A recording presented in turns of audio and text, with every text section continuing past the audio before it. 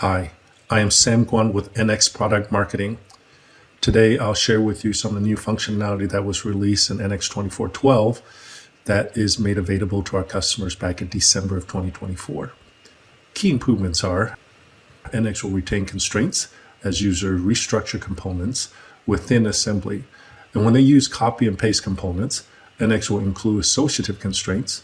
New capabilities constraints are joints and couplers for joints, both internal and external references. NX will either automatically update the external constraints to reflect a new position within assembly, or provide an automated way to resolve these constraints as they're external to the paste function. Here we have a gearbox assembly, and a gearbox already has a fixed position. I will now add a hinge joint between the gear and the gearbox.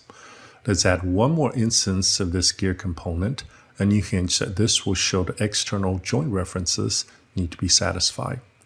As I copy and paste the gear, the constraint dialog will appear, and we see that unresolved hinge joint shows in list. Using the dynamic dialog, let's define the vector and the center point of the hole for the gear hinge to rotate. From the Assembly Navigator constraint listing, these constraints are resolved. Next, I will review the internal joint and the coupler support. Having two hinge joints from these two gears, let's add a gear joint coupler. In the gear joint, selecting the first and the second, being the same size, the ratio will remain at 1. Editing the angle offset correctly position these gears to each other. As we move or rotate one gear, you'll see the relative motion to the other. Let's copy all three of these components into a different file. Two hinge joints and a gear coupler are copied and pasted into the new model, so all these automatically comes across. To see the relative motion of these two gears again, I just need to fix the position of the gearbox, then NX will resolve the relative motion of the gears properly. Finally, I'm going to show a mixed case where we have external joints plus an internal coupler. I'm going to add these gears to another part with a different gearbox.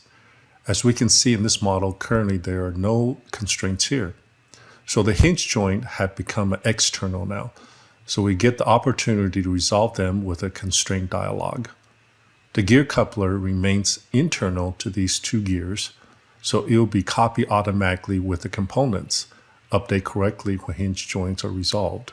You will see a different approach to solve these constraints using a rectangular offset due to the thicker base or boss for the mounting of these gears. Again, select a vector and the offset position to satisfy the point locating requirement. The auto progress in a similar fashion for the second gear. Last portion of this just simply updating the offset to the correct angle value. Once that is done, we see that these gears can once again move in relative to one another. Here is another demonstration that shows how NX preserves constraints. An ability to copy associative constraints as components are dragged and dropped into a different location within assembly. Here we have a top-level gearbox assembly, and underneath we see the APU gearbox gear assembly, and there are constraints defined already. The component of transfer gear input, there are several constraints. Two are aligned, and the other is distance. All are at the APU gearbox gear assembly level. In this case, transfer gear input is dragged into the top level, and this component, as you see, the constraints are automatically maintained and preserved at the top level assembly.